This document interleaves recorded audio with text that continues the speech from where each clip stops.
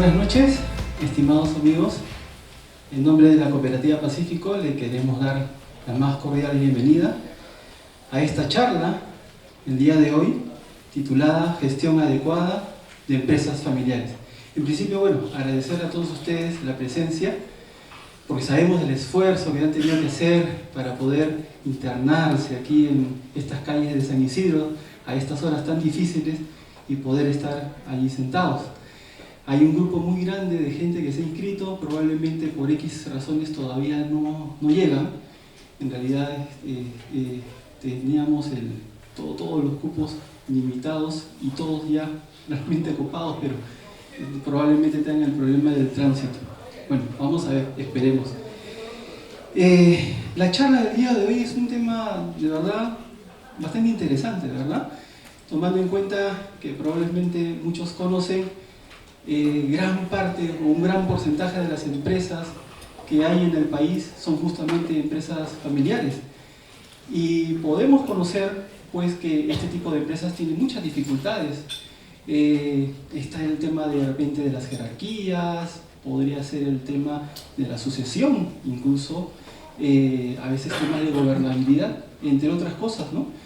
Yo hace muchos años, por ejemplo, decidimos con mi esposa hacer un negocio, hacer un emprendimiento, una empresa, y como cualquier trabajo, a veces discutíamos por diversas situaciones, desde el color de la puerta, por ejemplo, de uno de los puntos allí, de los ambientes, hasta cómo comprar y cómo vender también. A las finales yo le decía, oye, yo soy el gerente general, y ella me decía, sí, pero yo soy tu esposa. No sé qué cosa querría decir eso, pero a las finales se resolvían las cosas de esa manera. Bueno, para tratar de estos temas y muchos más de interés, tenemos en esta oportunidad aquí como ponente a un especialista justamente en la materia, el señor César Augusto Martín Cáceres Dañino. Voy a leer una breve semblanza, bueno, o en todo caso una pequeña hoja de vida. Permítanme, que hay un problema de la edad. La edad a veces me dicen que es un problema no de corto de vista, sino corto de brazo, pero... A ver, el señor César Augusto Martín Cáceres Dañino es administrador de empresas, graduado en la Universidad del Pacífico. Es máster en dirección de empresas por el programa de alta dirección de la Universidad de Piura. Tiene estudios de posgrado en matrimonio y familia por la Universidad Internacional de Cataluña. Es past president de la International Federation for Family Development Perú, que pertenece a la ONU, patrono de la Fundación Más Familia Perú, miembro de la International Advisory, director general del Centro de Familias Empresarias y Empresas Familiares de la Universidad de Piura también, entre otras cosas más. Así es que sin más ni más, por favor, démosle unas fuertes palmas de bienvenida al señor César Augusto Martín Cáceres, a quien dejo con ustedes en esta noche. Muchas gracias. Bueno, es un honor para mí estar con ustedes esta noche y invertir 2 horas de nuestro tiempo, ¿no?, en un tema tan importante que son las familias empresarias y las empresas familiares de estas familias, ¿no? Entonces, intuyo que todos los que están acá son empresarios, ¿no?, miembros de una empresa familiar o cercanos a una empresa familiar, y vamos a ver unos temas que nos suenan, ¿no?, y que de repente no nos habíamos puesto a pensar, pero que será bonito conversar sobre estos temas, porque son temas importantes. Sacar adelante a la familia, sacar adelante al negocio, ¿no? A veces yo me preguntaba, ¿qué es más importante? ¿La familia o el negocio? ¿Qué es más importante? La familia. Sí, bien fácil decirlo, pero el negocio sostiene a la familia. Entonces el negocio no podemos descuidarlo, ¿no? Es tan importante como la familia el negocio, porque sostiene a la familia. Entonces, ¿cómo hacemos para dedicarnos al negocio sin descuidar a la familia? Y más bien potenciándola, ¿no? Entonces, entre sus materiales hay un caso que me gustaría que lo saquen. Sí, por favor, acá adelante. que es el caso de la familia Lewis. ¿Lo tendrán a la mano?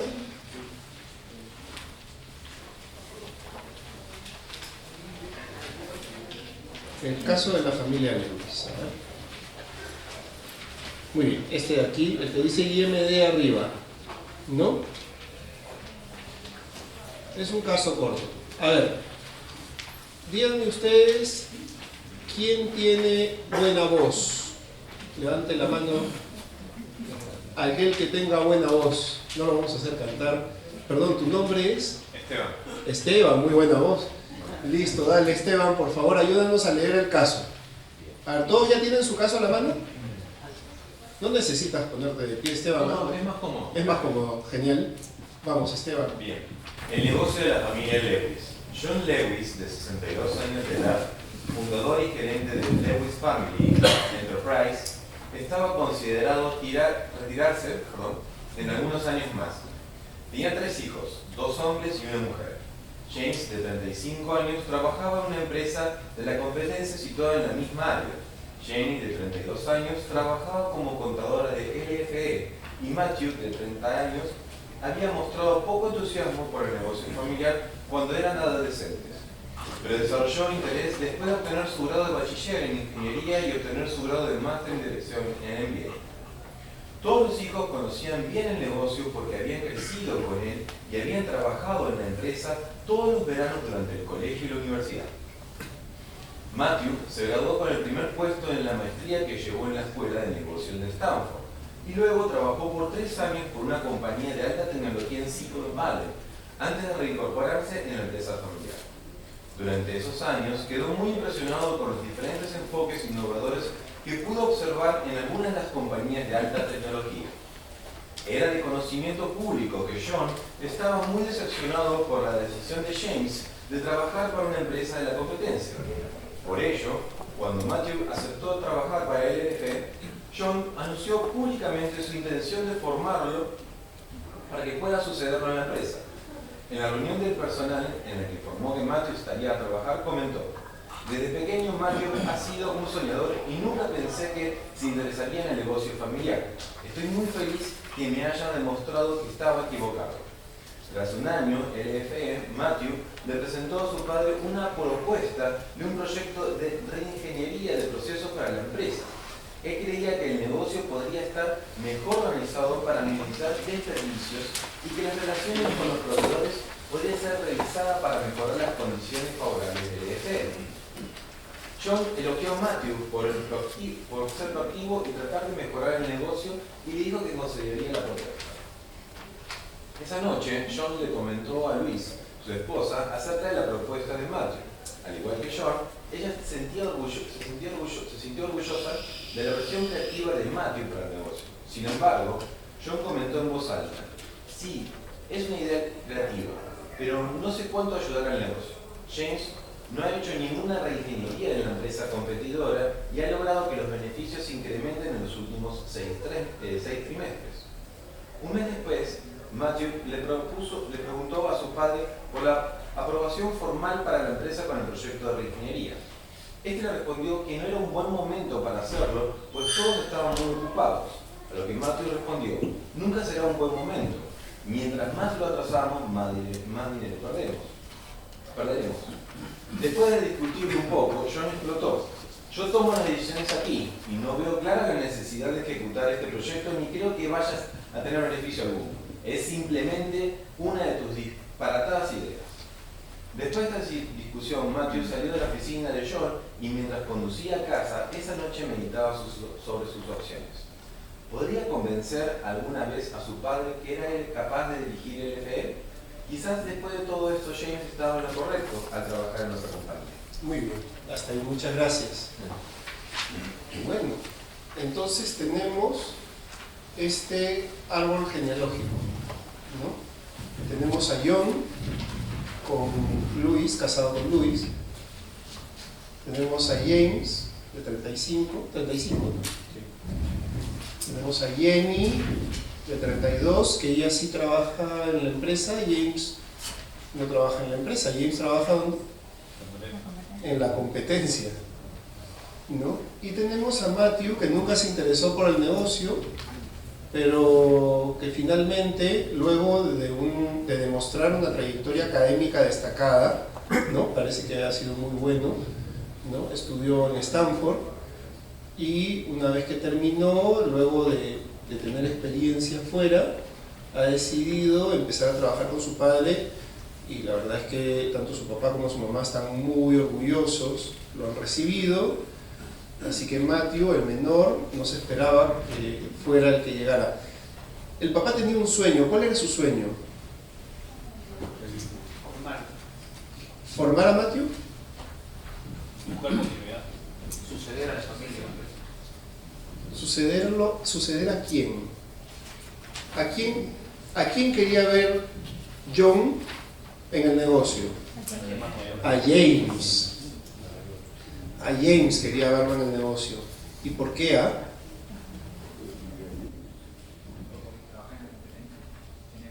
No era porque trabajaba en la competencia y tenía experiencia.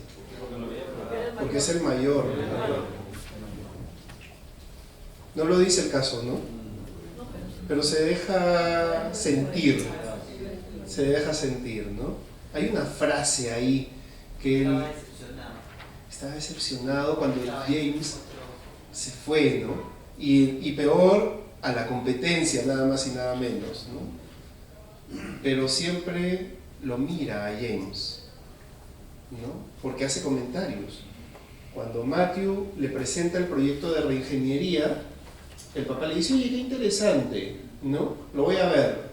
Pero pasado el tiempo, Matthew le pregunta por el proyecto y el papá, ¿qué le responde? Perdón, adelante la mano para que no me respondan en coro. Sí, a ver, perdón, no veo. John, ¿tú también ves John? No, Juan. Bueno, John. Dale, Juan. No es el momento, ¿por qué?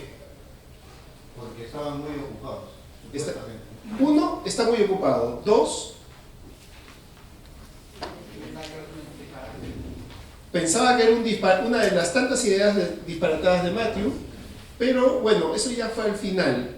Antes le dio un argumento. ¿Cuál fue? Las decisiones pasan por él, él es el gerente de la empresa. Sí, pero ese no era el argumento. José. Van 6 trimestres que la empresa de James está creciendo sin ninguna reingeniería. Correcto. O sea, lo tiene presente a James en la cabeza, porque apenas Matthew le presenta el proyecto, le dice, mira, no es momento de verlo, además tu hermano, ¿no?, en la empresa de la competencia no ha tenido que hacer ninguna reingeniería para que crezca, y ya lleva 6 meses creciendo, ¿no?, sin ninguna reingeniería, con lo cual eso no sirve.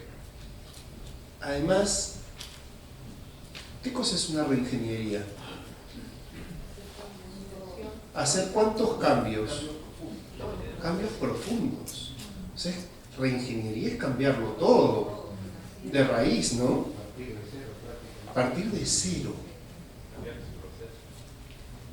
Si tu hijo menor te viene y te presenta un proyecto y te dice, ese negocio que tú has hecho, ¿no?, durante toda tu vida, ahora después de tantos años, yo, tu hijo, el menor, te digo que necesito una reingeniería. ¿Qué le respondes a tu hijo? Oye, muchacho insolente, ¿qué cosa me estás diciendo tú a mí? ¿No? Que venga a cambiar las cosas en la empresa que nos ha dado de comer a todos y que te ha mandado a ti a Stanford y te la ha pagado. Y me vienes a decir que haga una reingeniería. Insolente. ¿Se dan cuenta del calibre del proyecto? O sea, no es un proyecto cualquiera, no es un proyecto de marketing. Es un proyecto de, volvamos a hacer todo como a mí Matthew se me ha ocurrido, ¿no? ¿Y Matthew está pensando en eso? ¿Matthew está pensando en lo que le está diciendo a su papá? ¿En lo que supone un proyecto de reingeniería? Yo creo que no. No sabe el impacto que puede tener en otra persona, porque ¿dónde ha aprendido Matthew de esto? En Stanford. Probablemente lo ha visto en un caso como este, ¿no? Y, claro, académicamente excelente, pero cuando se toma decisiones, las personas se afectan. Y en los casos, las personas están con sus nombres escritos en un papel, nada más. En la práctica respiran, ¿no? En la práctica estas personas tienen vida, tienen sensibilidad. Y a veces somos un poco duros, un poco fríos, ¿no? El día en la mañana me llamaba uno de mis jefes y me decía: oye César, quería hablar contigo porque una de las personas que trabaja para ti solo va a trabajar hasta diciembre. Entonces le digo: pero es que es de los más competentes del equipo, o sea, no lo podemos sacar. No me preocupa que yo me quede sin esa persona, reubiquémosla en la empresa, no me preocupa. Si mi equipo es muy grande y quieres reducirlo, genial, no hay problema. Pero no hay que dejar a esa persona sin trabajo, es muy competente. Ojalá consiga rápido trabajo en otro lado, no dudo de su capacidad, ojalá lo consiga. Pero sí, me dice, y el asunto va a ser por un año, porque después dentro de un año podemos contratarlo. ¿Crees que lo vamos a poder contratar dentro de un año? O sea, dentro de un año va a estar en otro lado. Es súper competente, o sea, pero el maltrato a la persona, eso es lo que me preocupa. Yo le digo: oye, ¿tenemos alternativas? Porque yo quisiera conversar de esto, ¿no? O sea, hay que buscar alternativas. Ya, esta semana ni conversemos porque estamos con tal proyecto encima, no sé qué. La próxima, por favor, la primera reunión que tengas la próxima semana, tenemos que conversar sobre esta persona. Son personas, ¿no? Entonces, imagínense, y esa persona no es pariente mío, y yo no trabajo en una empresa familiar. ¿Cómo será si estos fueran familiares? Complicado, ¿no? Muy bien, entonces ustedes tienen el caso de la familia Lewis. Ahora, ya ambientamos, me gustaría que se junten con los compañeros de carpeta, de A3, de A4, no sé, de lo que haya, ¿no? Y discutan sobre cuál es el problema del caso. Tienen 3 minutos, 5 minutos. ¿Cuál es el problema del caso?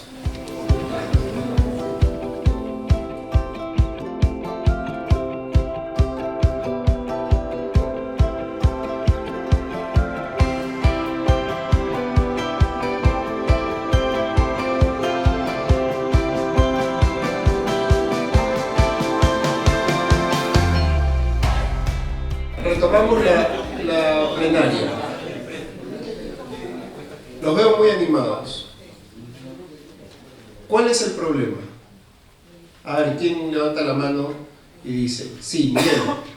Sí, bueno, quizás son 3 puntos, pero podemos resumirlo así, ¿no? Porque Vamos. hay un papá autoritario, ¿Ya? y el papá tiene falta de confianza en un hijo que pone ideas, y el papá tiene temor al cambio.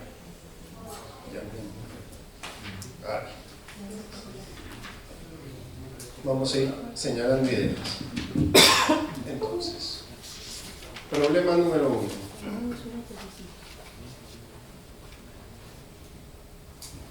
Padre autoritario.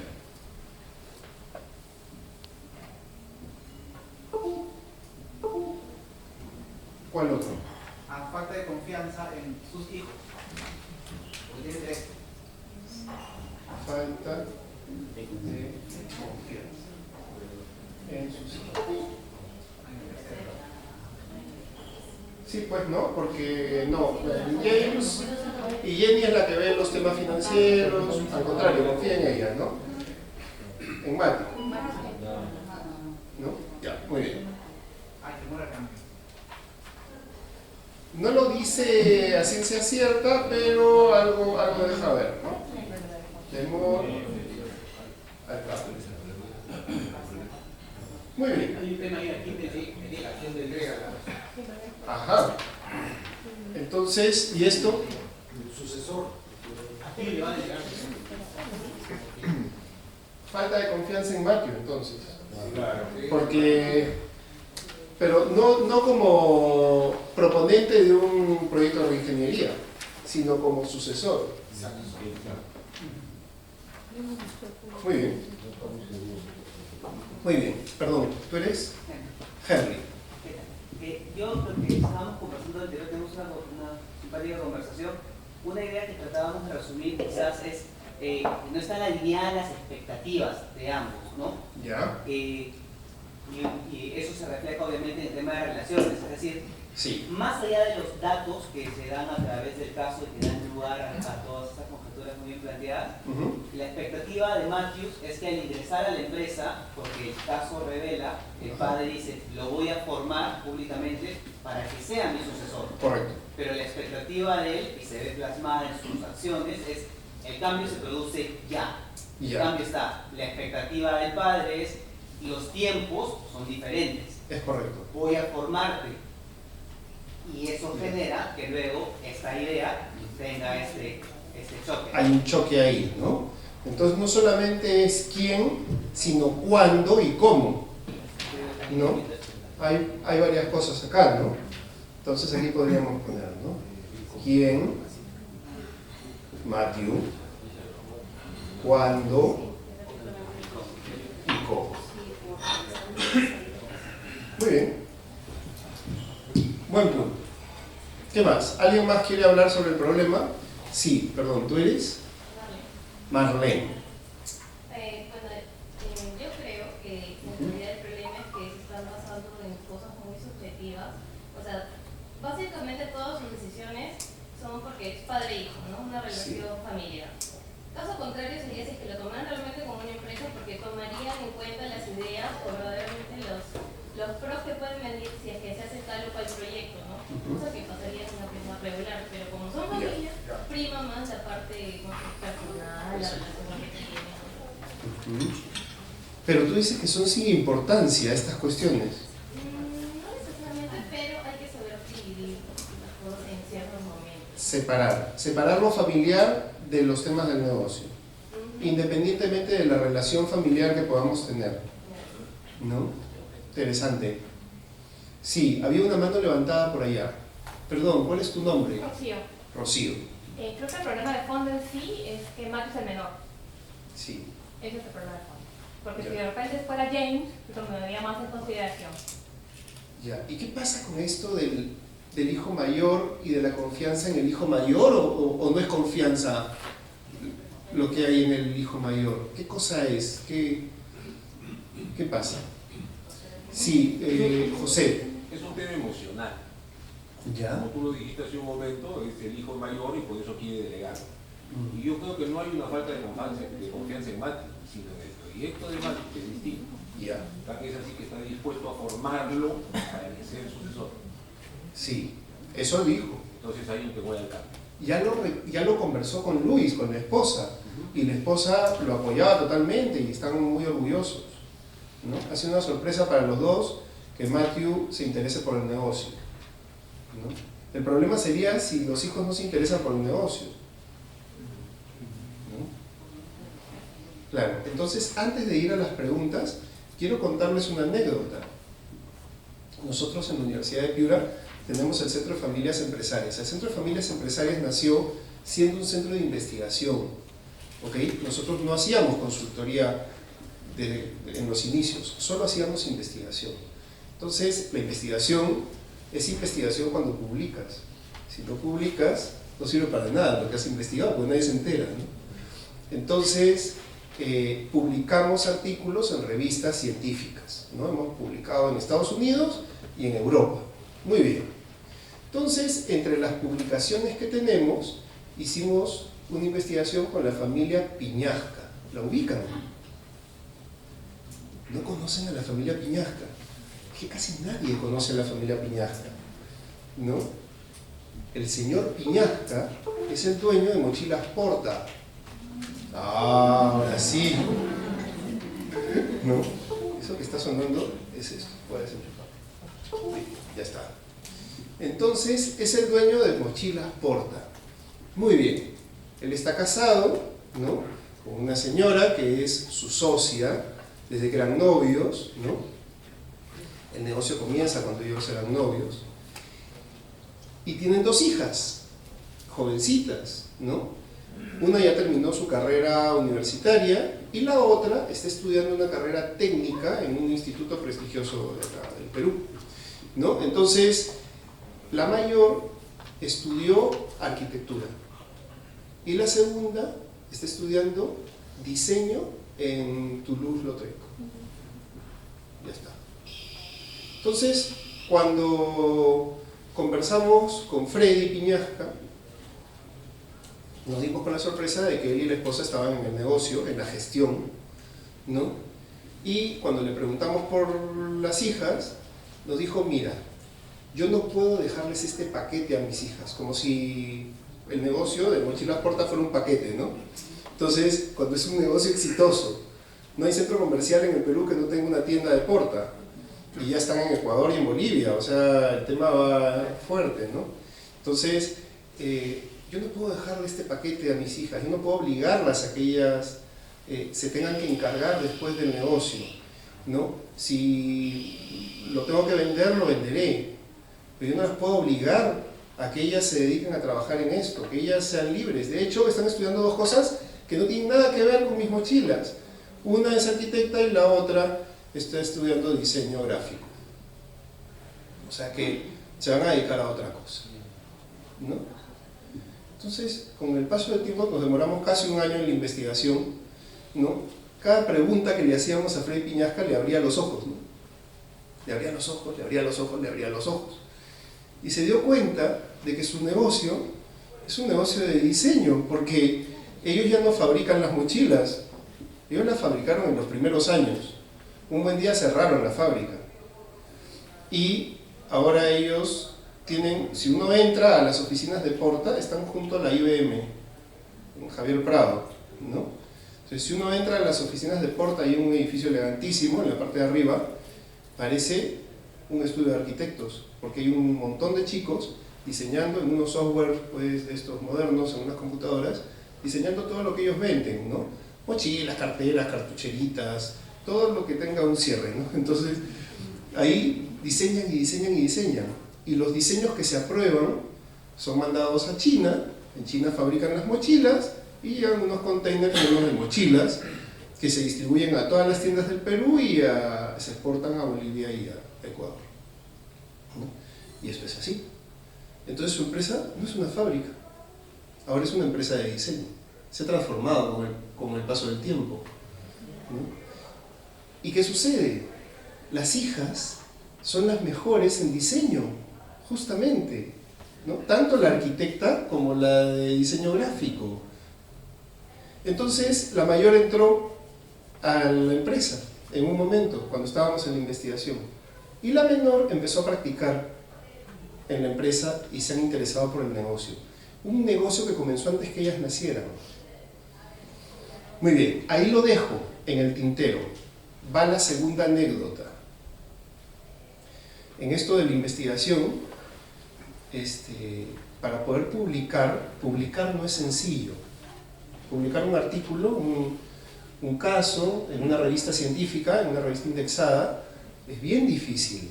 Son muchos investigadores que mandan sus artículos a las revistas y los editores seleccionan los mejores. De hecho, los observan para que los corrijan. Una vez que ya están bien, se publican. Es muy difícil, es un proceso muy largo, hay que mandar el artículo a varias revistas a ver en cuál te la publican, ¿no? Es un proceso así. Muy bien. Hemos descubierto una manera de publicar relativamente rápido. ¿Cuándo publicas rápido? Cuando eres coautor con otro señor que es muy importante en el mismo tema. Por ejemplo, ahora van a ver unos videos donde hay algunos importantes, ¿no? Entonces, si nadie te conoce, no te publican. Pero no solamente es la importancia de ese señor, su buen título, sino además es su conocimiento, el trabajo que ha hecho, la experiencia, el conocimiento de empresas familiares, en este caso, que es lo que nosotros investigamos. Así que nos afiliamos a un consorcio de investigación, donde somos 30 investigadores. Muy bien, este consorcio está liderado por Babson en Massachusetts, y yo estoy en ese consorcio desde el año 2013. Hay investigadores de Asia, de Europa, de América, ¿no? De América del Norte, América del Sur está separado, ya, muy bien. La cuestión es que mi grupito de Sudamérica incluye Brasil. Y mi jefa en el consorcio de investigación es una brasilera. Muy bien. Entonces nos reunimos a veces en la reunión global y a veces en la reunión de la región, ¿no? Esta vez nos habíamos reunido en la reunión de la región y cada uno llevó sus investigaciones en curso. O sea, investigaciones que no hemos terminado, pero que entre nosotros nos las presentamos para que tengamos observaciones de nosotros mismos, ¿no? Yo llevé una sobre una fábrica de chocolates que se incendió el año pasado, no sé si se acuerdan, a fin de año, Machu Picchu, ¿no? Machu Picchu Foods, ¿no? Justo había llevado yo la investigación de Machu Picchu y al mes siguiente se incendia en Pisco, ¿no? Más piña.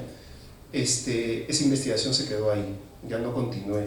De hecho hubo una contingencia porque yo había publicado un avance de la investigación con autorización de los dueños, pero hablaba de cuestiones íntimas de la familia empresaria y la compañía de seguros empezó a llamarlos por los datos que yo había puesto en la publicación de la relación entre el padre y los hijos. O sea, eso fatal. Así que tuvimos que retirar la investigación completita, ¿no? Muy bien. La cuestión es que esta brasilera llevó también una investigación de un médico de Sao Paulo, ella es de ahí, de la Universidad de Belo Horizonte. Llevó de un médico de Sao Paulo un caso. Este médico, un médico renombrado en Brasil, la medicina en Brasil es de muy alta calidad. Y una cosa que les preocupa a los médicos es que el material quirúrgico es de muy baja calidad. Entonces, quisieran tener material médico desde jeringas descartables hasta aparatos de diálisis de muy alta calidad. Entonces este señor médico empezó a fabricar material quirúrgico en Brasil de la calidad que ellos necesitaban y sus amigos médicos empezaron a comprarle. Su empresa creció muchísimo. Él tiene 2 hijas, una estudió Derecho y la otra Administración, pero la empresa es una empresa de ingeniería. Él es el único médico en la empresa. Hoy día es una gran empresa en Brasil, gigante, que tiene 3.000 ingenieros trabajando. No hay abogados ni administradores, principalmente eso no hay, o sea, habrá algunos, ¿no? Pero es una empresa de ingenieros. Entonces le daba mucha pena que sus hijas hayan estudiado otra cosa, porque le hubiera gustado que sus hijas se dedicaran al negocio. Muy bien. Las hijas se casaron, cada una tuvo un hijo, y luego se divorciaron. Este señor, el médico, muy unido a sus nietos, los llevaba desde chiquitos a la empresa para que conocieran el negocio, para que vieran el negocio. Los chiquitos se enamoraron del negocio. Cuando los chiquitos tuvieron 8 años, más o menos, ellos ya decían por los 4 vientos que iban a estudiar ingeniería, ¿no? La empresa creció muy rápido, desordenadamente, y entró la mayor, que era la administradora, como gerenta general y ordenó la empresa. Y de ahí tenía todos los problemas legales que se puedan imaginar. Y entró la abogada como gerenta legal a ordenar la empresa. Entonces, al final de la historia, uno ve que el mundo da vueltas y la familia entra a tallar de alguna manera, ¿no? He contado acá 2 casos, pero la única manera de enamorar a la familia en el negocio familiar es llevándolos desde pequeños a que miren cómo funciona el negocio familiar, ¿no? O sea, Freddy no llevó a sus hijas. Las hijas, él tenía como estrategia que en el colegio de sus hijas no supieran que su papá, el papá de ellas, era el dueño de Porta, porque si no le iban a pedir mochilas regaladas en el colegio. Las chicas nunca le hicieron publicidad a Porta en el colegio. Evitaba él llevarlas al negocio. Perfil bajo, divorciadas del negocio, separadas del negocio. Esas chicas no se iban a enamorar del negocio. Ahora de grandes han empezado a ver lo que tienen entre manos sus padres, ¿no? Entonces no hay que hacer esto. La mejor manera de involucrar a los hijos es desde pequeños, ¿no? Entonces, muy bien. Ahora vamos a hacer un break, ¿no? Vamos a hacer un break, vamos a salir un ratito, vamos a comer unos sandwichitos que están ahí, que cuando llegaron no se los han comido, así que están molestos. Y de ahí regresamos.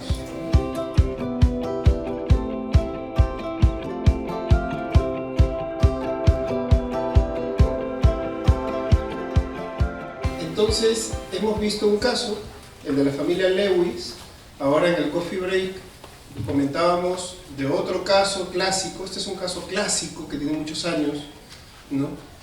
Comentábamos de otro caso clásico, este es norteamericano, de una familia que se apellida Dansen.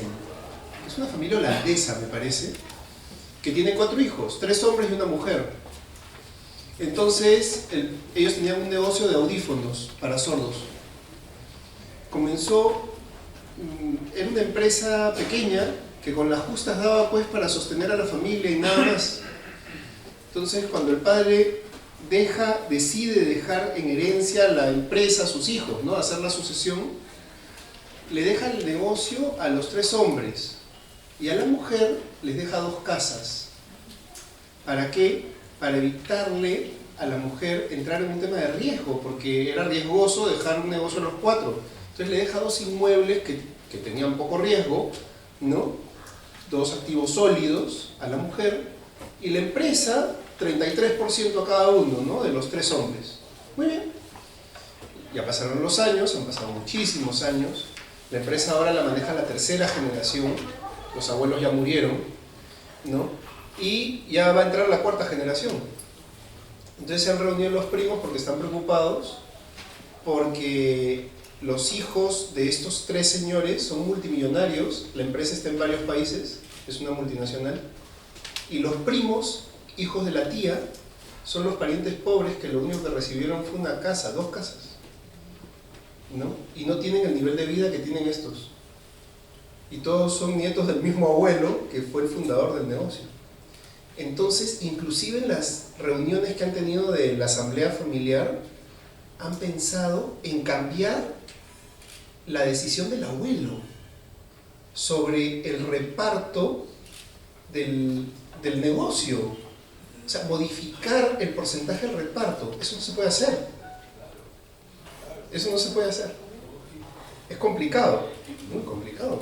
De hecho, hay primos que no están de acuerdo, ¿no? Y ahora la familia es tan grande que se ha atomizado la propiedad. O sea, hay unos porcentajes muy chiquitos de propiedad de cada uno, ¿no? Entonces, estos temas, ¿no? Es un caso clásico también el de la familia Dansen, ¿no? Me parece que ese podríamos verlo en un segundo capítulo. Entonces, por acá tengo el control, acá está. Muy bien. Vamos a ver. Entonces, vamos a ver un videíto de Jean Dedeaux. Jean Dedeaux es un psiquiatra, es profesor del IESE, de la Escuela de Negocios en Barcelona, ¿no? Es una escuela de negocios que pertenece a la Universidad de Navarra. La Universidad de Navarra es la que le dio vida a la Universidad de Piura, ¿no? La Universidad de Piura ya tiene 50 años y se abre gracias a unos profesores de la Universidad de Navarra que vinieron al Perú a abrirla, ¿no? Entonces, hay una cercanía muy estrecha entre la Escuela de Negocios de Navarra y la de Lima, ¿no? El PAD y la Universidad de Navarra. Entonces Jean Dedeaux viene varias veces, por lo menos una vez al año, ¿no? A dictar clases acá en el PAD. Vamos a darle un ratito a Jean Dedeaux, que es psiquiatra y que trabaja en la Cátedra de Empresas Familiares.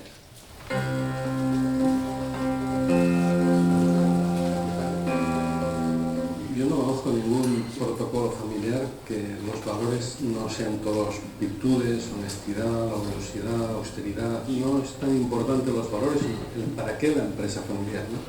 Y eso tiene unas repercusiones después en lo que se puede transmitir. Por ejemplo, si el valor o el objetivo de la empresa familiar es solo ganar dinero, es un negocio, no tiene el peso que puede tener la permanencia en el tiempo de la empresa familiar.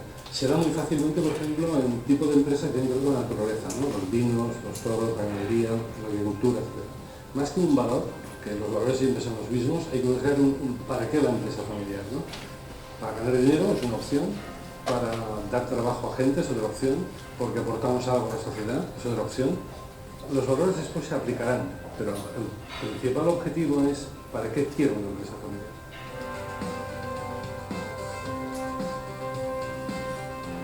Lo importante es qué sentido tiene tener una empresa familiar, ¿no?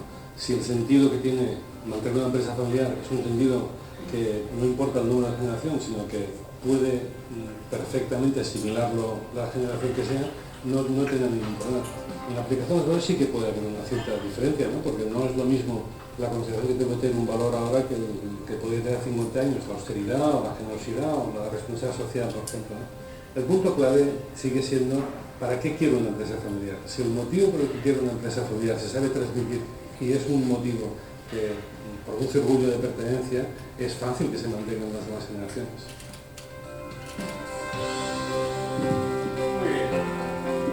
¿Para qué queremos tener una empresa familiar? Esa es la gran pregunta, ¿no? Entonces, yo me preguntaría, ¿cuáles son los beneficios de tener una empresa familiar? ¿Cuáles son los beneficios de sacar adelante una empresa familiar? ¿Qué dicen ustedes? Defender en la cultura familiar, en los amigos, en la gente que uno va formando.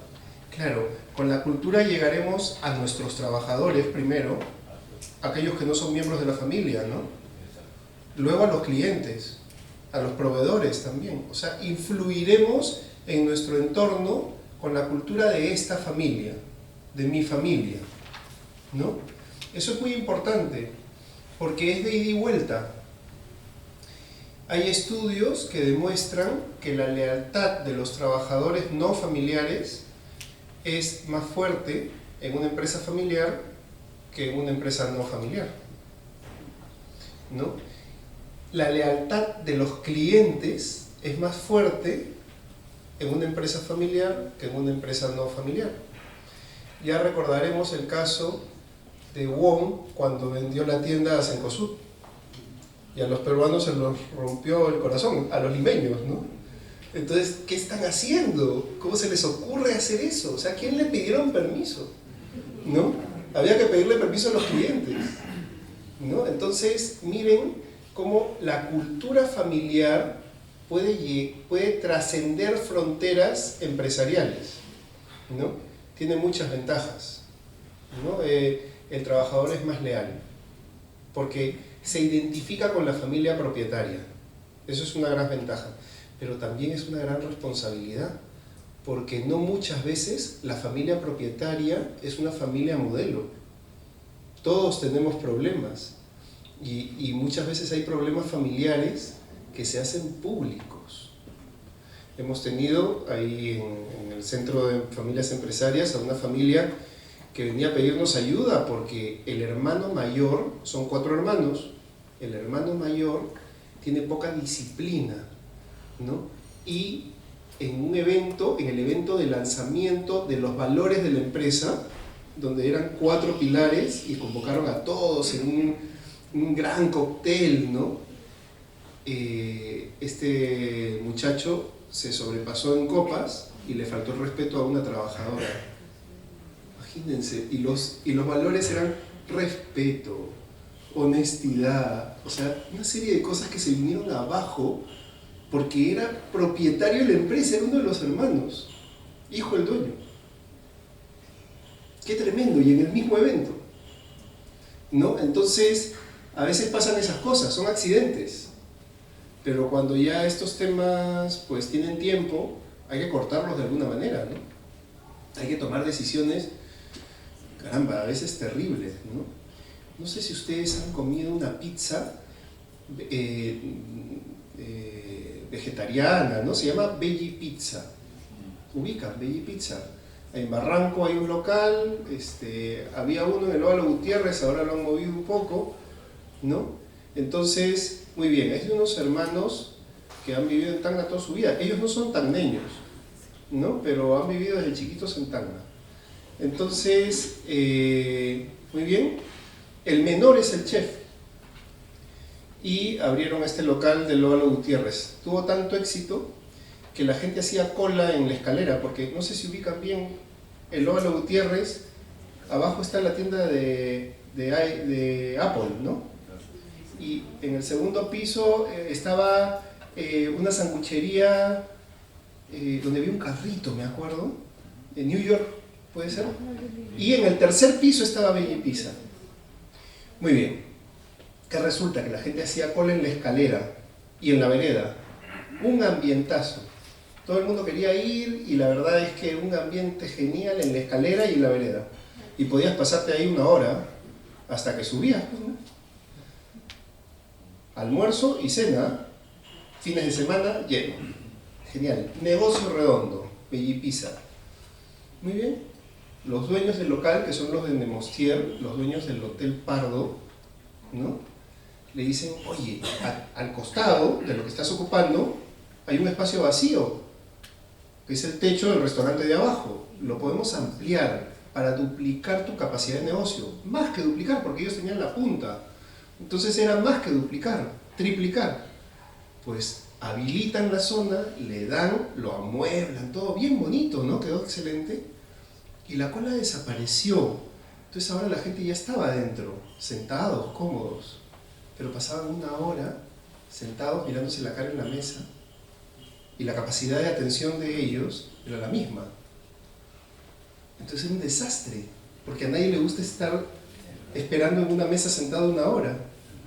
O sea, ese ambiente cálido de espera en la escalera, que era una cosa distinta, se perdió cuando pasaste a sentarte en una mesa durante una hora a que te atiendan. La gente se quejaba, llamaba al mozo y decía, pero es que no puede ser. Comentarios horribles en las redes sociales. Se les vino abajo el negocio. Contrataron al primo. El primo era el barman del Westin. ¿Se imaginan cuánto gana el barman del Westin? O sea, ya, eso que se imaginan, eso ganaba. Entonces, muy bien, a este lo sacaron de su puesto de trabajo y se lo trajeron como gerente de Bellipisa de Lóbalo Gutiérrez. El primo lo que sabía era hacer tragos, pero no sabía administrar eso. No pudo hacer nada. Pasó un año y decidieron despedir al primo. Pero no sabían cómo decirle a la familia que lo iban a despedir. A la mamá sobre todo, ¿no? Porque si lo despedían, iban a terminarse peleando con la familia. Es más, el muchacho acababa de tener un hijito. Entonces, ¿cómo lo ibas a dejar en la calle y con un hijito recién nacido? O sea, qué desgraciados. Pero si se quedaba, la empresa quebraba. O sea, las dos cosas eran malos, botarlo o despedirlo. Conclusión, nunca contraten a un primo que sea barman del Westin. O sea, a lo que voy es que es bien difícil hacer tratos con la familia. Muy complicado, muy complicado. Ya hay suficiente familia en la empresa. No hay que meter más familia porque la cosa se complica después. Cualquier decisión que tomes afecta demasiado. Muy bien. ¿Qué entendemos por empresa familiar? Hace un rato preguntábamos, ¿no? ¿Qué es empresa familiar? ¿Esta es una empresa familiar, la de los Lewis? ¿O es una empresa individual de Young? ¿No? Entonces, ¿qué cosa es una empresa familiar? ¿No? La familia se encuentra trabajando en la dirección. La familia tiene el 50% o más de las acciones y tiene el poder de decisión. Josep Tapíes, que lo vamos a ver dentro de un rato, habla de estas cosas, ¿no?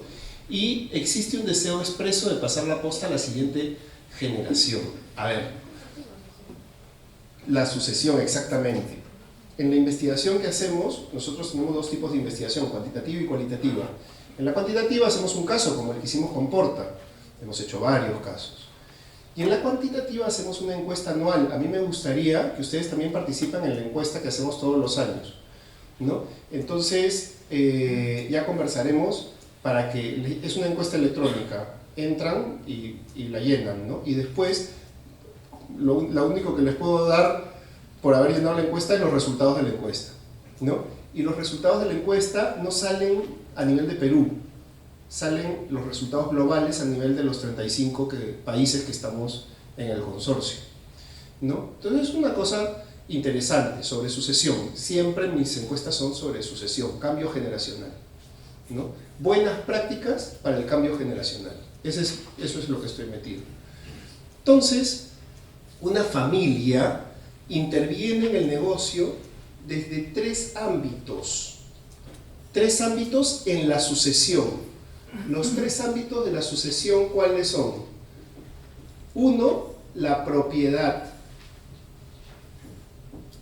Eso quiere decir que si yo le dejo a mis hijos un porcentaje de propiedad de la empresa, estoy haciendo sucesión. Podría que no, que yo siga siendo el propietario al 100%, pero le digo a mis hijos, oye, quiero que me acompañen en el directorio, en el gobierno de la empresa. Segundo ámbito de sucesión, gobierno. No necesariamente ellos tienen que ser propietarios. Si ellos ya participan en el gobierno, ya hay sucesión, pero sucesión en el gobierno. Tercer ámbito, gestión. Mis hijos ni son dueños, ni dirigen, ni gobiernan la empresa, pero sí están trabajando en la empresa. Uno trabaja en el área de marketing y el otro es el tesorero. Entonces, trabajan, gestionan una parte del negocio. Están en la gestión, hay sucesión. Cuando mis hijos entran a trabajar al negocio, hay sucesión. Cuando mis hijos entran al directorio, hay sucesión. Cuando mis hijos comparten una parte de la propiedad, les estoy dando acciones, hay sucesión. Cualquiera de los tres, no tienen que ser los tres ámbitos, basta que en uno se decida involucrar al familiar de la siguiente generación para que haya sucesión. ¿Ok? Entonces, esto es lo que discutimos a veces, porque creemos que la sucesión se da cuando entran a trabajar a la empresa. No necesariamente. ¿No? ¿Cuándo se considera una empresa como empresa familiar? Cuando hay intención de que haya sucesión. Entonces, yo tengo un amigo que es arquitecto, que tiene una empresa constructora grande, ¿no? Se llama Ciudaris, no sé si la conocen. Muy bien. Entonces, yo pensaba que Ciudaris era de su papá, y él era segunda generación, porque el papá también construye, ¿no? Y hace años, ¿no? Cuando éramos chicos, yo me acuerdo de lo que hacía el papá, pero resulta que no. Ciudaris es de él. El papá tiene otra empresa, constructora también, se parecen, ¿no? Y le digo, oye, quiero que llenes la encuesta. Y me dice, no puedo. ¿Por qué? Porque mis hijos están chiquitos y yo no pienso dejarles la empresa a ellos. Yo quiero venderla. Entonces, no, pero ¿cómo vas a hacer eso? O sea, yo estaba comenzando en esa época en el proyecto de investigación, ¿no? No, ¿cómo vas a hacer eso? Tienes que dejarle la empresa a tus hijos. O sea, no seas tonto, ¿no?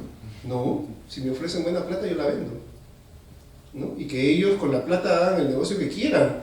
O sea, no sé si les voy a dejar la empresa. No es una empresa familiar la mía, es mi empresa, ¿no? Así es. Entonces, no había intención de dejar el negocio a la siguiente generación. No lo hay. No es empresa familiar. Y además que el 50% o más esté en propiedad de una o dos familias, ¿no? Porque si no ya se atomiza la propiedad en diferentes familias, entonces ya deja de ser empresa familiar. Si el 50% de la propiedad está concentrada en una o dos familias en lo más, es empresa familiar. Muy bien. ¿Preguntas hasta acá? ¿No? Muy bien. Miren cómo está el mundo. El 80% de las empresas familiares, de las empresas son familiares, son de origen familiar. No podemos decir que son familiares porque las estadísticas a veces engañan un poquito, pero sí son de origen familiar. El 80% de las empresas. ¿Ok? Qué importante. Y miren con cuánto contribuyen en el Perú, con el PBI, con el 40% del PBI. Ah, bueno. Entonces estamos hablando de un segmento importante, porque podrían ser pequeñitas las empresas familiares, claro, el 80% que son pequeñitas y contribuyen con una ñisca. No, no, no. Contribuyen con el 40% del PBI. Son importantes, ¿no? Y por último, dan el 65% del empleo. Ajá. Mueven la economía. Las empresas familiares mueven la economía, son importantes. Con lo cual hay que cuidarlas. Pero ¿qué sucede? No todas sobreviven en el tiempo. Son las que suelen cerrar. Las empresas familiares, solo el 30% pasa a la segunda generación. El otro 70% deja de existir o de ser empresa familiar. Solo el 30% pasa a segunda generación. Y de ese 30% que pasó a segunda generación, la mitad, el 15% a tercera generación. No sobreviven en el tiempo. ¿Cómo hacer para que la empresa familiar sobreviva en el tiempo? ¿Cómo tener buenas prácticas para el cambio generacional? Para que sobrevivan en el tiempo. Faber-Castell, ¿conocen Faber-Castell? el lapicero, ¿no? Pertenece a una familia que se apellida Faber-Castell. Es una familia alemana. Y la empresa tiene 200 años. De hecho, el conde Faber-Castell vino al Perú hace unos años a celebrar el aniversario. Vino con la hija, muy simpática. Hoy día la hija es la presidenta del directorio. El conde murió hace poquito, ¿no? Y yo también quiero pertenecer a una familia así, a una familia centenaria, que tenga un negocio de muchísimos años. Qué bonito, ¿no? Y con un lapicero, una cosa sencilla. Nada más sencillo que un lapicero, ¿no? Faber-Castell. Tremenda empresa, ¿no? Que llega a todo el mundo. Miren cómo están los porcentajes de la influencia sobre el empleo, ¿no? Porcentaje de fuerza laboral empleada por familias empresarias. Miren Italia, 94%. Ecuador, 93%. Claro, no sé si ustedes conocen Ecuador, pero es que le ponemos una lupa y hay un fuerte empresariado en Ecuador. Ya quisiéramos aquí en el Perú tener esos porcentajes de influencia del empresariado ecuatoriano, ¿no? Entonces, son cifras mundiales, ¿no? Cómo se distribuye este tipo de negocios en otros países liderados en empleo por Italia y Ecuador, y de acuerdo a un estudio de esta revista, ¿no? Tarawat. Muy bien. Estos son algunos datos también de Europa, de España, Estados Unidos, ¿no? Miren, en la Unión Europea el 60% del total de empresas son empresas familiares, ¿no? En el Perú estamos en 80%, igual que Estados Unidos. Dan 50% del empleo en Estados Unidos, ¿no? El 25% de las 100 empresas más grandes de Europa son familiares, la cuarta parte. En España contribuyen con el 70% del PBI, nosotros con el 40% en el Perú. Claro, ¿por qué en el Perú 40%? Tenemos inversión minera, que tiene un gran componente en el PBI, ¿no? O sea, hay grandes sectores en el PBI, ¿no? Que no necesariamente son empresas familiares, aunque hay empresas familiares en el sector minero también. Muy bien. Vamos a ver los pasos para crear un family office. ¿Qué cosa es un family office? Un family office podría ser como un estudio de abogados, ¿no? Que da servicios a las empresas. Pero uno puede tener su propio family office también, ¿no? Yo puedo tener mi family office. ¿Qué cosa vemos? Vamos a ver este video y después vamos a explicar qué cosa se hace en un family office.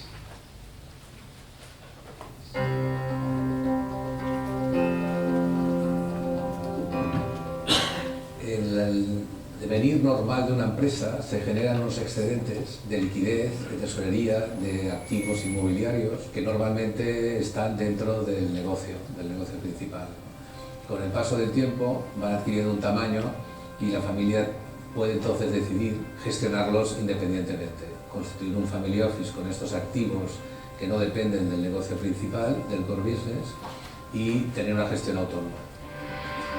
Esto es un proceso de evolución normal. Normalmente el fundador, las primeras generaciones, las mismas personas, administrativos, contables, financieros de la empresa gestionan la parte de patrimonio también de la familia, y llega un momento en que es adecuado para separar objetivos y separar equipos, dotarle de una independencia al family office. También es muy importante ver cuál es el objetivo del family office. Si simplemente un family office de servicios, por tanto la estructura será muy reducida. Si encima además hay que gestionar unos activos financieros e inmobiliarios, pues requerirá una estructura más completa. Un primer paso importante es hacer un inventario de lo que tenemos y para qué lo tenemos. Hay que ver qué inversiones tenemos, si son inversiones en las que tenemos responsabilidad de gestionarlas, pues son inversiones simplemente pasivas, como inversores financieros, el grado de liquidez de estas inversiones, el origen de estas inversiones, si son por una recomendación de una entidad bancaria, si son por moda, por tradición, por estar en el consejo, porque algún familiar nos ha propuesto ser socios en un determinado negocio. Y una vez tengamos este inventario, hay que definir qué es lo que queremos en el futuro y para qué lo queremos. Definir pues una estrategia dentro de un plan estratégico familiar de cómo pasamos de la situación actual a la situación objetivo.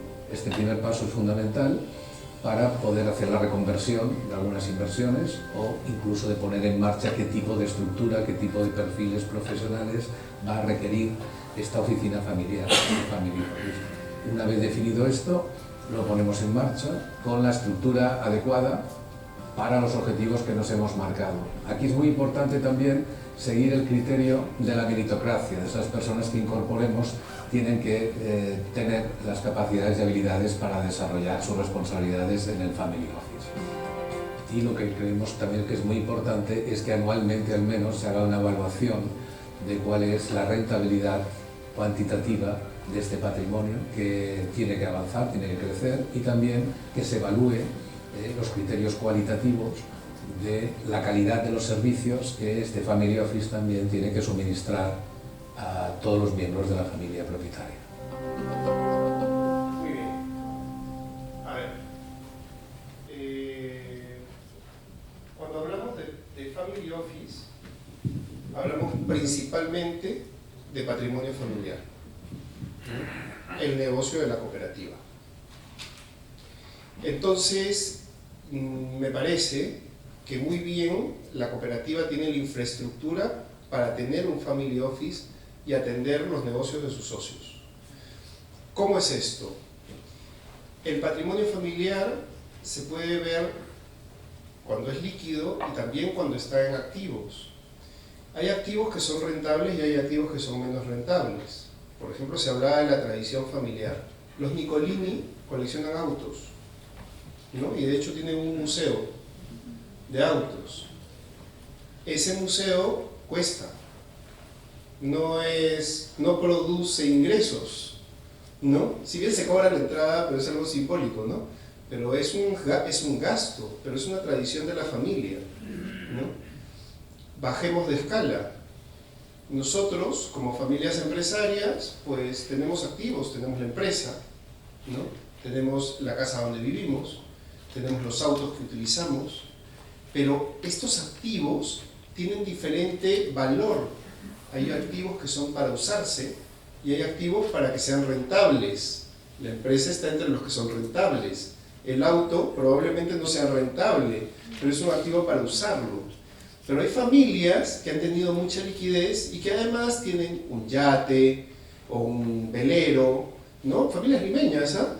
O que tienen una casa de playa que está cerrada 9 meses del año, ¿no? O no sé qué, etcétera. Entonces, cuando empiezas a valorizar los activos y a ver el real uso del activo, porque esta familia que tiene la casa de playa en esta playa linda y que está cerrada todo el tiempo, la abre en 3 meses la casa, pero no la usan 3 meses porque ellos paran de viaje. Entonces, la gran pregunta es, ¿para qué tienen la casa? ¿No? Porque los que van a la casa son los parientes, no ellos. Todos los que le piden prestada la casa, ¿no? Entonces, hay que mirar qué activos tenemos y qué cosas usamos y qué cosa da rentabilidad o no. Primer punto en el que habría que pensar, el patrimonio familiar es para que sostenga a la familia actual y a las siguientes generaciones. Principal punto que se debe considerar en el patrimonio familiar, asegurar la educación de las generaciones actuales y de las siguientes.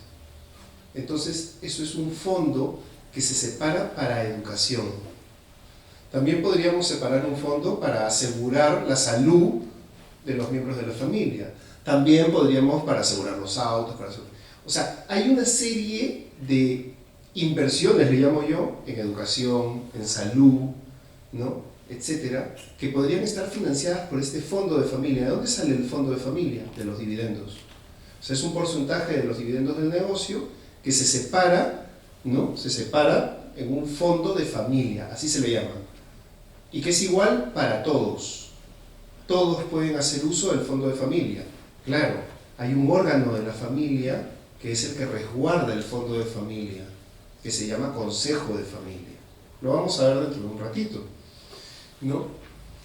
Entonces, hemos hecho un alto ahí cuando hemos hablado del Family Office, pero retomando el tema de la sucesión en las empresas familiares es un proceso complejo, no es nada sencillo. mediante el cual la persona que ha llevado el liderazgo en la empresa durante muchos años, el predecesor, debe pasar el encargo a un sucesor. En esto consiste la sucesión, como el padre le deja al hijo, ¿no?, el negocio. En estas empresas, por lo general, uno de ellos o los dos miembros de la familia, o los dos son miembros de la familia, lo cual aumenta la complejidad de la transición. Miren qué difícil cuando hay que elegir. Hicimos un caso. Mi primer caso de investigación en el año 2013 fue de Carmen Hansa. ¿Saben quién es Carmen Hansa? Charlotte, qué bien. Muy bien. Es una cafetería. Era una cafetería. Hoy día es un negocio de comidas. Tiene varios rubros, ¿no?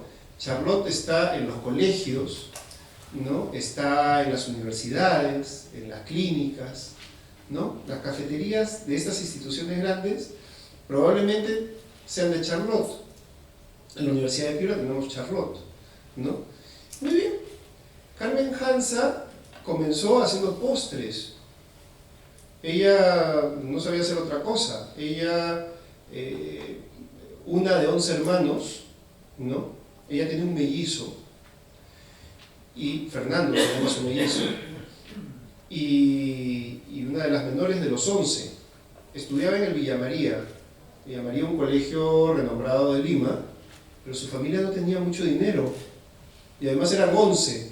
Entonces ella estaba cansada de que sus amigas en las vacaciones iban de viaje, y ella nunca podía ir de viaje. Entonces, ¿qué hizo? Se metió a estudiar repostería con la vecina que había regresado del Cordon Bleu, cuando no había Cordon Bleu en el Perú, ¿no? Y daba clases de repostería en el garaje de la casa. Y ella, chica, estudiando en el colegio, se metió, participó en el kiosco del colegio, el kiosco donde venden las cositas que se hacen, ¿no? Ella también hacía postres y los vendía en el kiosco.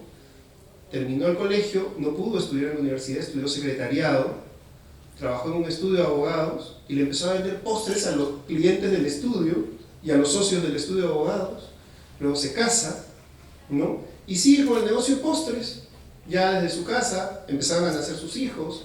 Andrea, la mayor, casada con Jaime Lengua, que murieron en un accidente de auto, ¿no? Juan Lengua, perdón. Luego Aldo, el segundo, Álvaro, el tercero, y las dos mellizas después, ¿no? Muy bien. ¿Qué sucede? Que Carmen estaba metida en el tema de los postres y conoce a Delgado Parker, que acaba de morir, ¿no? Conoce a Delgado Parker, que estaban metidos en el Canal 5, y le dice: Carmen, quiero que te encargues de Nubeluz. ¿Se acuerdan de Nubeluz? Un programa que se veía en 20 y tantos países, ¿no? Un éxito de la televisión. ¿Qué cosa voy a hacer yo en Nubeluz si lo que sé hacer es tortas? Encárgate de todo lo que son quequitos, estos quequitos largos que venían rellenos con crema pastelera adentro, envasados, todo lo que tenga harina y azúcar, hazlo tú porque tú sabes hacer postres, ¿no? Empezó a fabricar todos los postres marca Nubeluz que se vendían en los supermercados y en el Perú entero, y la distribuidora era Donofrio. Y se vino pues la corriente del niño, y los de Donofrio le trajeron un container entero y le dijeron: oye, mira, acá están tus productos malogrados porque ni siquiera mis helados los puedo vender con la corriente del niño. La gente quiere tomar agua, no quieren dulce, no quieren harina. Y Charlotte casi quiebra. Ella justo se había apalancado, había pedido un crédito muy grande al banco para poder poner la nueva fábrica que había comprado a raíz de Nubeluz. Ella tenía una casita en Jesús María donde producía sus postres, que era de unas tías de ella, y le había comprado a Astrid la fábrica de Surco, que hasta ahora la tiene, Charlotte, frente a Macro, no sé si han visto. Eso era de Astrid, ¿no? Ahí hacía ella la comida de tanta, que le envasaba al vacío y llevaba todos los tantas, ¿no? Ahora eso hace Charlotte, envasan al vacío todo, la lasaña esta de lomo saltado, y la venden igualita en todas las concesiones que ellos tienen, ¿no? Es la manera de asegurar la calidad estándar. Muy bien, la cuestión es que casi quiebra, estaba apalancada con los bancos, el esposo le dice: mira, toma las llaves de la casa, hipotécala, ¿no? Y recibe la llamada de la Cruz Roja por el secuestro en la embajada de Japón, justamente en la casa del embajador. Un hecho pues desagradable, pero que ella dice, fue el que me salvó, porque esta gente me dijo, cóbranos lo que quieras. Hay 700 personas metidas ahí que no han comido hace 2 días, y hay que darles de comer hoy. Y ella no tenía ni una cebolla, ella solamente hacía postres. Entonces llama a Fernando, a su hermano, y le dice, oye, ¿qué hago? Y el hermano le dice, vamos, y el esposo también. Y ahí es donde ella resurge y sale de las cenizas, pues, ¿no? Porque se impulsó nuevamente su negocio. Miren cómo esto es así, ¿no? Hoy día Charlotte es lo que es, y había un secreto a voces, ¿no? ¿Quién va a heredar la empresa? Ella entró en una crisis tremenda cuando murió su hija mayor, Andrea, ¿no? Y tuvo una depresión fuerte y no quería saber nada del negocio. Pero ahí estaban los hijos. Entonces, ¿quién va a ser el sucesor del negocio? ¿Quién va a ser el que va a llevar las riendas del negocio? El tercero de los hijos, Álvaro, funcionario del Banco Corporativo del Banco de Crédito, no sabía freír un huevo, ¿no? Decide renunciar al banco y irse a estudiar cocina a Francia, ¿no? Y regresa y se hace cargo del negocio, ¿no? Que sabía de números, era un sectorista, ¿no? Entonces, genial. Hoy día yo creo que él es el que puso el orden y dio el repunte, porque se enteró de qué cosa era freír un huevo y ya sabía cómo manejar los números, ¿no? Luego logra inversionistas, la típica, seguramente varios negocios que manejan ustedes han tenido esto. Ha entrado un fondo de inversión a Charlotte. La familia de Rafa Hansa no es la dueña al 100% hoy día de Charlotte, han vendido una parte a un fondo de inversión. No sé si sea una buena decisión, porque el fondo de inversión es impersonal. Entonces, ¿con quién conversas? ¿Con quién te pones de acuerdo? Si aquí la gente entra y sale en el fondo de inversión. Entonces, no sé si sea un buen aliado un fondo de inversión, pero tiene mucha liquidez y pocas exigencias, ¿no? Hoy día Carmen es la presidenta del directorio y Álvaro es el gerente general, y el negocio está que crece pues a un ritmo muy grande, ordenadamente ahora, ¿no? Entonces, ¿quién iba a ser el sucesor? Pues no se imaginaban que iba a ser el tercero de los hijos, ¿no? Siempre Carmen pensó en Andrea, pero que Andrea ya no estaba. El siguiente era Aldo, el segundo. No tenía el perfil, es muy tranquilón, ¿no? Entonces ahí venía Álvaro, ¿no? Muy bien. El predecesor, miren esa figura, miren esa foto. Le está entregando la posta al hijo, el padre, pero el padre no deja de correr. Y el pobre chiquito ya no puede ni con su alma, mírenle la cara. En cambio el papá está tranquilón ahí corriendo, ¿no? Toma la posta, le dice. O sea, no es así, ¿no? Toma la posta. No. No puede dejar de correr el predecesor, ¿no? Y tiene que entregarle la posta al hijo, y el hijo se va enterando en el camino de cómo es esto, ¿no? Está corriendo también, ¿no? ¿Qué gráfico? Pues así es. Y al que no le guste, pues ya ese no tiene perfil, ¿no? Pero es que un empresario no puede dejar de correr. El día que deje de correr, la empresa se le viene abajo, ¿no? O sea, tenemos que saber a qué nos estamos metiendo cuando hablamos de empresarios, ¿no? Esta es la vena emprendedora, o sea, se lleva en la sangre, ¿no? Y nosotros tenemos que dejarle a nuestros hijos eso, vena emprendedora, para que saquen negocios adelante. El mérito no está en dejarle las llaves del negocio, en decirle, hijo, aquí te dejo un negocio que va a ser para ti y para todas las generaciones que vengan después. Ahí no hay ningún mérito. ¿El mérito cuál es? El mérito está en formar a mis hijos para que ellos sean empresarios y para que hagan sus negocios, otros. Y serán tan buenos empresarios que el día que yo no esté, ellos podrán manejar el negocio de su padre muy bien, porque saben manejar negocios, son emprendedores, ahí sí hay mérito. Lo que yo les debo dejar a mis hijos en herencia es esa vena emprendedora, no la empresa. Y hace un rato decíamos, pero qué pena, ¿cómo te le vas a dejar la empresa a tus hijos? No, ahí no hay ningún mérito. dejarles la empresa a mis hijos será una consecuencia, porque saben manejarla, ¿no? Me captan la idea, ¿no? Ahí está el asunto, ¿no? Y miren este par ahí, el papá y el chiquito, ¿no? Entonces el sucesor recibe el poder, ¿no? Recibe el poder, se espera que tome liderazgo, se espera, porque una cosa es tener poder, porque el asiento te da poder, eres el gerente, ¿no? Pero ojalá seas el líder, porque el liderazgo te lo da el pueblo, ¿no? Deben tener un proceso de preparación, deben contar con las capacidades y habilidades requeridas para asumir el liderazgo y deben ser optimistas y además capaces de tener confianza, ¿no? Hay que poner a alguien pues que cautive a los demás ahí arriba a la cabeza. Las grandes familias empresarias han elegido muy bien a sus sucesores. Ustedes saben cómo fue el proceso de sucesión a Dionisio Romero padre. ¿Cómo lo eligieron? Eso está escrito en los libros, ¿eh? Lo mandaron a formarse a Estados Unidos desde jovencito. Él estuvo en un colegio militar allá. Después entró a la universidad y después estudió en Stanford también, ¿no? Igual que Toledo, ¿no? Entonces, muy bien. Harvard sí, pues, pero Toledo es de Stanford, es máster de Stanford, ¿no? Qué pena, Toledo nunca debió ser presidente. Si no hubiera sido presidente, hoy día sería un profesor honorable, ¿no? Entonces, pero bueno, pues ya.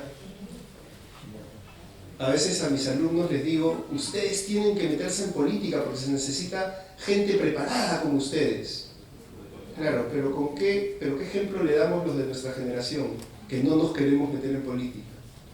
¿No? ¿Cómo les podemos exigir a ellos que se metan en política si nosotros queremos huir de la política porque la política es muy turbia, ¿no? Ese es el problema, ¿no? Estructura de una empresa. Entonces, aquí hay que detenernos un poquito, porque miren, están los accionistas arriba, los propietarios. Luego viene el directorio. Y luego viene la gestión, ¿no? En la gestión comienza el director general o gerente general, ¿no? Luego hay un comité de dirección, si es que lo hay, ¿no? Y está el resto de la estructura de la empresa, ¿no? Y abajo ya los clientes. Ahí la figura es un poco gráfica porque los clientes sostienen el negocio, ¿no? Pero lo importante es lo de acá arriba, accionistas, directorio y gerencia, ¿no? Muy bien. Aquí yo hago un paralelo entre la familia y el negocio. Y aquí les pediría que presten más atención. Ustedes ya conocen el negocio. Junta de accionistas, hay unos estatutos en el negocio, ¿no? Que se manejan porque ahí están todas las políticas, cómo se constituyó la empresa. Hay un directorio que depende de la Junta General de Accionistas, ¿no? En segunda instancia, y una gerencia general que reporta al directorio. Este es el orden, ¿ok? Si yo soy miembro de la Junta General de Accionistas, ¿qué gano en dinero? ¿Qué cosa gano por ser accionista? Dividendos. Si soy miembro del directorio, ¿qué gano? Dieta. Y si soy gerente, ¿qué gano? Sueldo. Entonces, o un bono, etcétera, ¿no? Por ser gerente general, yo no debo ganar dividendos. Sin embargo, hay gerentes generales que en su contrato tienen una asignación de acciones por cumplimiento de metas. Se convierten en propietarios. Pero eso es otra cosa. No hay que mezclar posiciones. ¿Ok? Muy bien. Y de ahí vienen, bueno, si es que hay un comité ejecutivo, etc. Muy bien. ¿Qué pasa en el lado de la familia? En el lado de la familia hay una asamblea familiar. ¿Quiénes son los miembros de la asamblea familiar? Todos, sin excepción. Todos los miembros de la familia son miembros de la asamblea familiar. ¿Quiénes tienen voz y voto en la asamblea familiar? Los mayores de 18 años, de cualquier generación, tienen voz y voto en la asamblea familiar. Los menores de 18, que correteen por ahí, que vayan a la reunión de la asamblea familiar, pero que se vayan a jugar, ¿no? Porque son muy chicos, ¿no? Los mayores de 18 tienen voz y voto en la asamblea familiar. La asamblea familiar, como es el gran grupo familiar de la familia empresaria, no puede ejercer como un órgano que toma decisiones. Muy grande, es bien difícil ponerse de acuerdo. ¿Qué cosa hace la asamblea familiar para empezar a tomar decisiones en la familia? Crea un órgano que depende de la asamblea, que es elegido por la asamblea y que es renovado generalmente cada 3 años. ¿Cómo se llama ese órgano? Consejo de familia.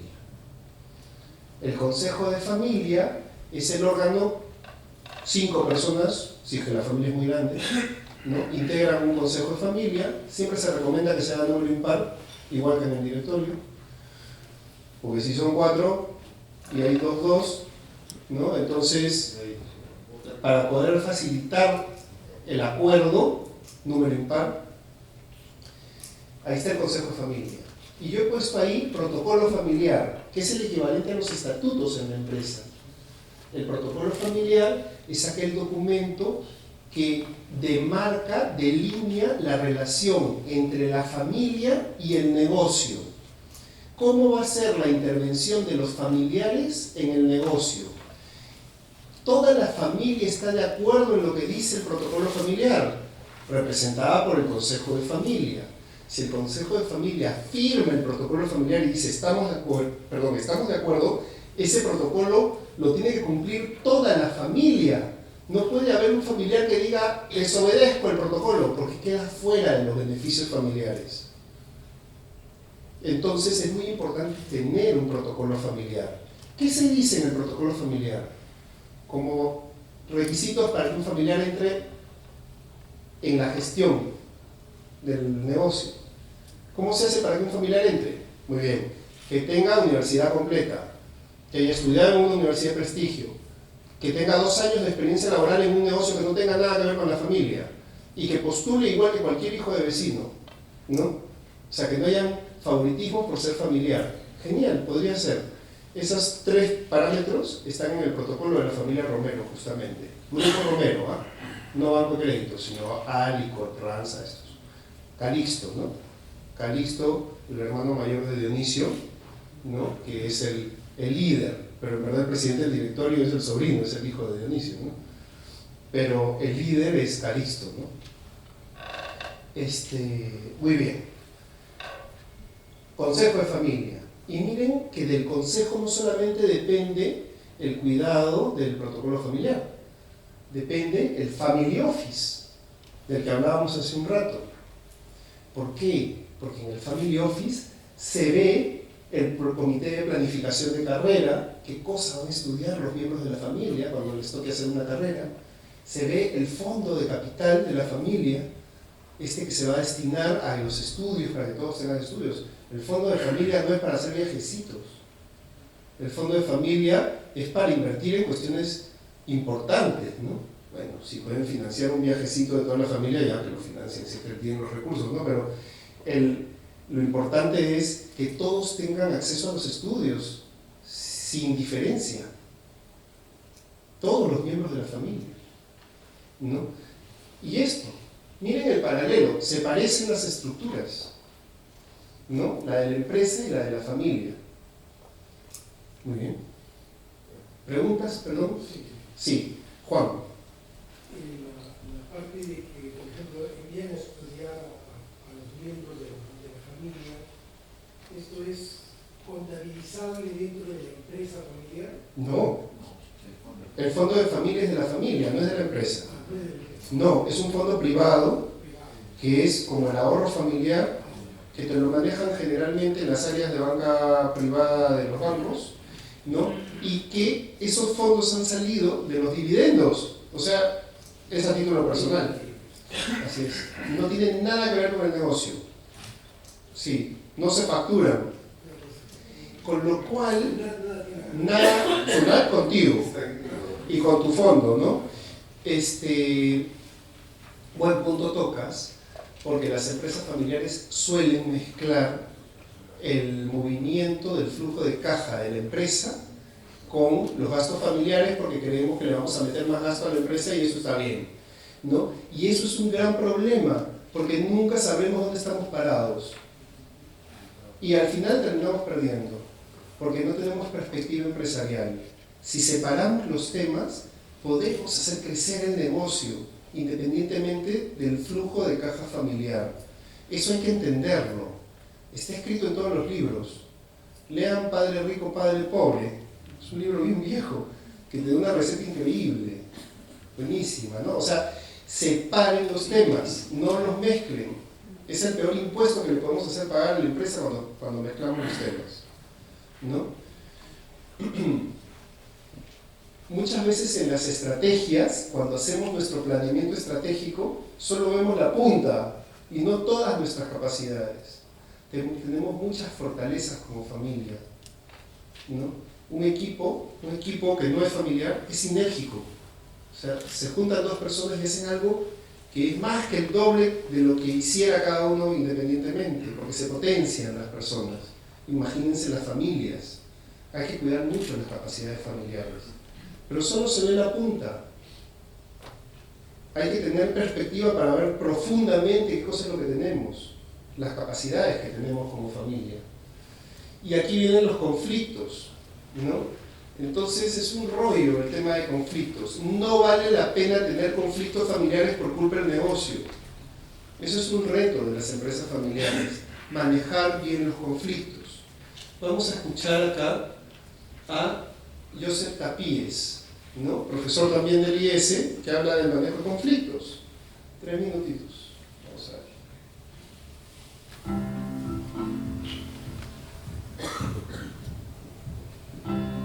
El conflicto aparece cuando dos o más personas tienen intereses distintos sobre una misma situación. Y estos intereses pueden venir de las expectativas, de la visión que cada uno tenga del problema, del rol que estén desempeñando en un momento determinado y, por supuesto, la personalidad de cada uno. Y por tanto es importante hacer un esfuerzo por entrar en un análisis causal del conflicto, tratar de objetivar en lo posible cuáles son estas causas, que si son más de tipo psicológico relacionado con la personalidad será mucho más difícil de resolver el conflicto, y si se puede objetivar en términos de cuáles son los intereses de cada una de las partes, será mucho más fácil llegar a un acuerdo. Los parámetros para medir la felicidad, el bienestar, la comunicación son los mismos que para cualquier persona del mundo. Solo hay dos cosas esenciales en la vida. Uno, que uno se conozca, porque si no se conoce no puede mejorar, y después las relaciones interpersonales. Al final, lo único que va a contar son las relaciones interpersonales, ¿no? Los conflictos habitualmente suelen tener dos orígenes, ¿no? Una falta de autoconocimiento propio y dos, el no haber cuidado en la vida lo importante que puede ser, aunque no lo parezca al inicio, al final las relaciones interpersonales que ha sido creando, ¿no? La comunicación en la familia empresaria es fundamental, es clave. Básicamente, todo conflicto entre dos personas es por una falta de una comunicación ágil y clara. También escuchar. Escuchar es una parte de la comunicación que muchas veces la tenemos muy poco practicada. La escucha activa. ¿Realmente estamos escuchando a la otra persona o estamos ya pensando en qué vamos a contestar? En la comunicación es muy importante pasar del yo, de mi historia personal, a nosotros. ¿Qué es lo mejor para nosotros, ¿no? en la familia empresaria? Es un ejercicio tanto de autoconocimiento como de escucha. El Family Office puede ser muy útil en diferentes situaciones y circunstancias de conflictos familiares para ayudar a solucionarlos o incluso para preverlos, ¿no? Un claro caso es cuando hay un accionista de la empresa familiar que no se siente cómodo y quiere que se le compren las acciones. Si el Family Office tiene recursos líquidos o activos inmobiliarios, pues puede ponerlos encima de la mesa como pago de estas acciones, de la salida del accionista, y evitando así que los fondos tengan que salir de la empresa y descapitalizar a la empresa. En ocasiones puede suministrar un préstamo a algún accionista que pase por alguna necesidad puntual financiera y evita así que tengan que venderse las acciones para cubrir esta necesidad. También en ocasiones pues creemos que el Family Office tiene que servir como medicina preventiva para dotar de recursos y lograr que la familia empresaria pues desarrolle cada uno sus proyectos, su bienestar, su satisfacción personal y contribuya con esto a la estabilidad y a la buena relación de todos los accionistas. Muy bien. Manejo de conflictos. Los conflictos no son una carga, no son un problema, no son un obstáculo. Los conflictos son parte natural de la convivencia humana. siempre van a estar ahí. Lo que hay que saber es manejarlos. Y además son una oportunidad para mejorar la relación. Aquella que decía la profesora, saber escuchar al otro. Porque para solucionar un conflicto, los dos tenemos que estar de acuerdo en solucionarlo. Si uno dice que hay que solucionarlo y el otro no, no se maneja el conflicto, ¿no? Entonces, las empresas familiares tienen conflictos. Esto es normal. Hay que saber manejarlos. No podemos sacar una bazooka y volarlo. No se puede, ahí está. Al contrario, crecerá el conflicto. Lo que hay que hacer es manejarlo, que sea una oportunidad para mejorar. Es un aviso, es una palanca para mejorar el conflicto. No es una carga, no es un yugo, es una palanca, ¿no? Muy bien, bueno, yo llego hasta acá y no sé si ustedes tienen preguntas. ¿Quién quiere hacer la primera pregunta? Sí. Sí. De empresas familiares. Sí, hay varios buenos, ¿no? A ver, yo estudié en la Universidad del Pacífico y hay varios profesores que me enseñaron a mí y todavía están metidos en el tema de investigación de empresas familiares. De hecho, gracias a uno de ellos pude hacer una publicación en Barcelona. David Chong, ¿no? David Chong, él tiene varias publicaciones sobre empresas familiares, aquí en el Perú, empresas familiares peruanas. David Chong de la Universidad del Pacífico, ¿no? Luego, hay una asociación de empresas familiares, AEF, no sé, algunos de ustedes la conocerán. Muy bien, la Asociación de Empresas Familiares tiene unos asesores, ¿no? Y estos organizan eventos, ¿no? Y se publican anuarios o recuentos de lo que se ha hablado de los eventos. Entonces, hay publicaciones de la Asociación de Empresas Familiares, ¿no? Llamando a la asociación o entrando a la web, se ven las publicaciones que ellos tienen. Tienen publicaciones muy interesantes, ¿no? Generalmente financiadas por Pricewaterhouse, por Ernst & Young.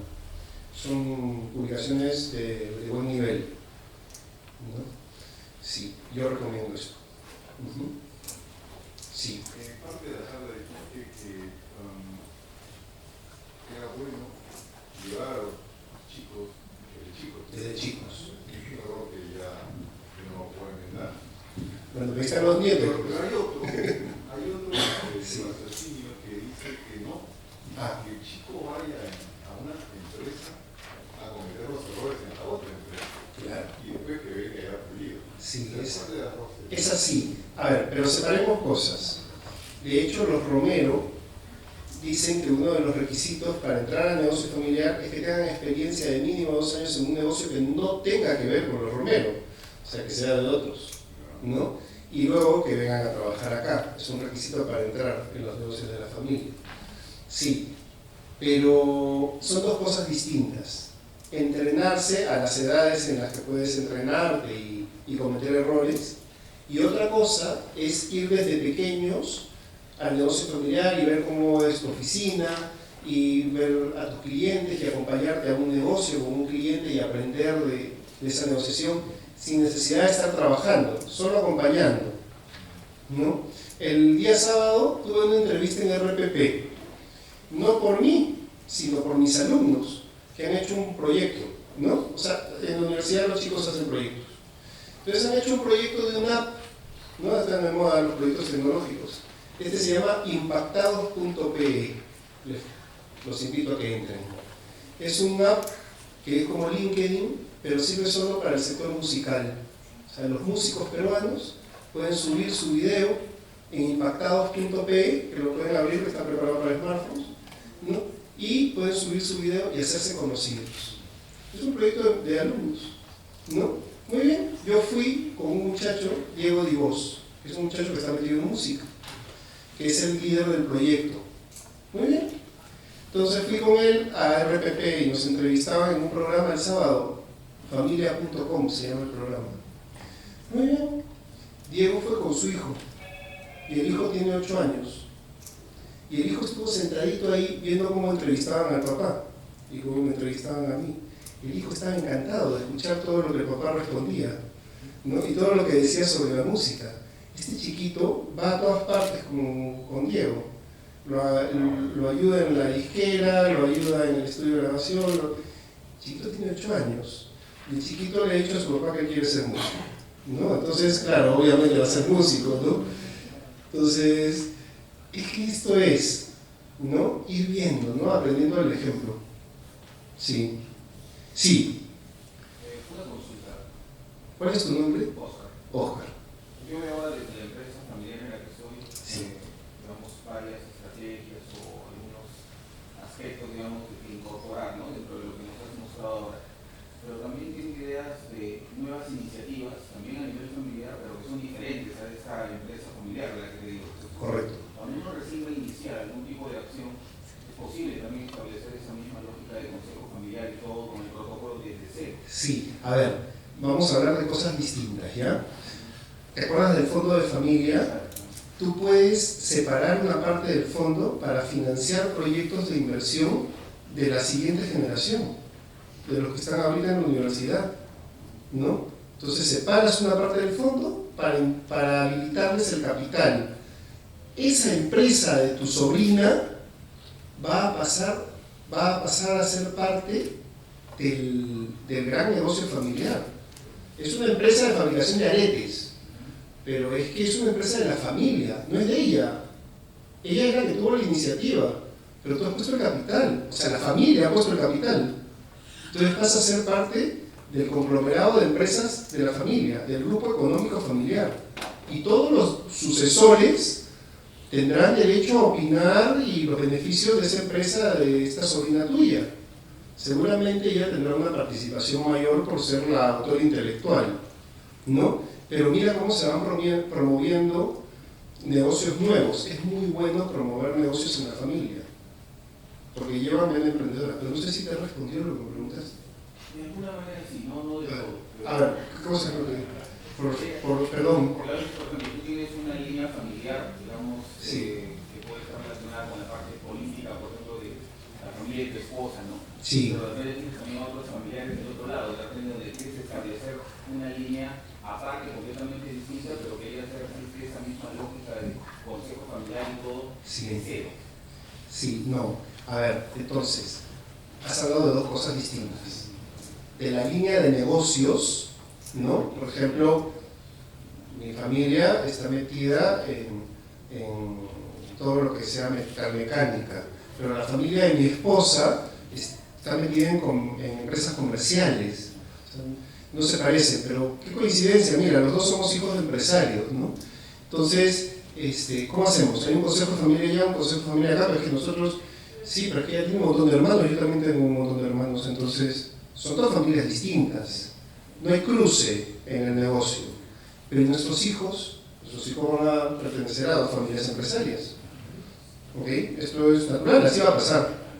Muy bien, ya, eso es primero. Líneas de negocio, consejos de familia, políticas distintas. Ojalá haya consejos de familia en las dos, no necesariamente lo hay, ¿no? Pero lo otro que te quería hablar es de la familia política, que justo conversábamos en el break. Cuando nosotros hacemos los protocolos familiares, de hecho no los hacemos, asesoramos a las familias para acompañarlas en hacer el protocolo familiar, ¿no? Cuando ayudamos a estas familias a hacer el protocolo familiar, uno de los primeros consejos que damos es que haya separación de bienes en la siguiente generación. Oye, pero ¿cómo dices eso? ¡Qué caos! ¿Ustedes no son de la de Piura? O sea, como diciendo, ¿no? ¿De qué hablas? Pecado mortal, ¿no? Separación de bienes. Sí, justamente, porque te quiero, separación de bienes, para no pelearnos después, porque ya entre mis hermanos sí es difícil ponernos de acuerdo. Imagínense ponerse de acuerdo entre 8 personas. O sea, esto va a ser más complicado. Y el esposo de mi hermana o la esposa de mi hermano, pues duerme en la misma cama con él y en la noche le dice lo que tiene que hacer al otro día. Entonces, es complicado.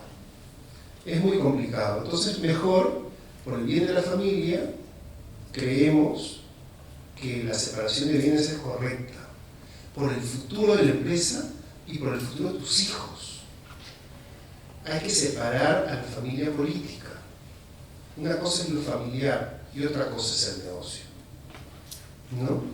Y hazlo por tus hijos. Nosotros hemos tenido reuniones con familiares políticos, solo con familiares políticos, ¿no? Donde les hablamos de esto, de la separación de bienes. Es difícil, no todos quieren aceptarlo, ¿no? Y se sienten desprotegidos. Sí. ¿Crees que los millennials le dan o no le dan un futuro a las empresas familiares? Sí. A ver. La pregunta es, ¿los millennials tienen potencial para apuntalar la empresa familiar? Le preguntaron pues a una chica adolescente, ¿no? ¿Qué cosa era la adolescencia? ¿No?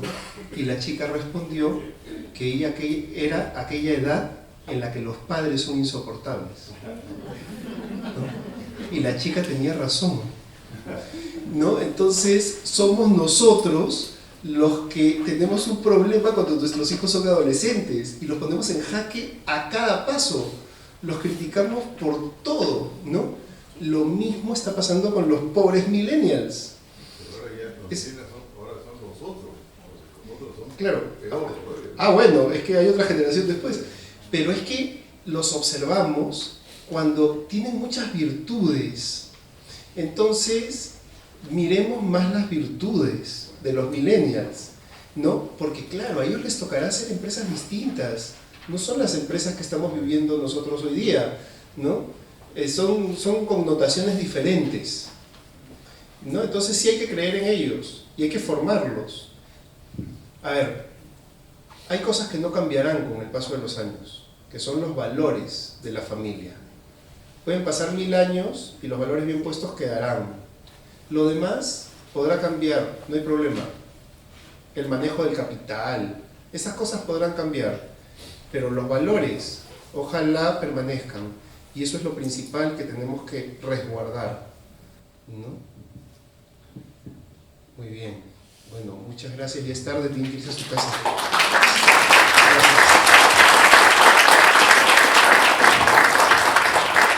¿Qué tal? ¿Qué tal estuvo la charla? ¿Buena? ¿Sí? Otro aplauso entonces para el expositor. ¿Sí?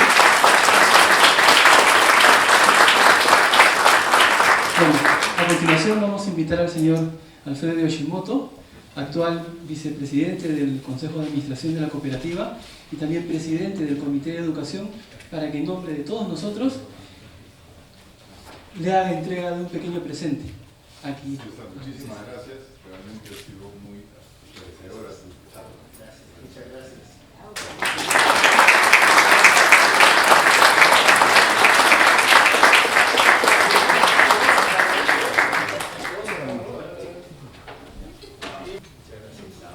Fuerte las palmas nuevamente, por favor.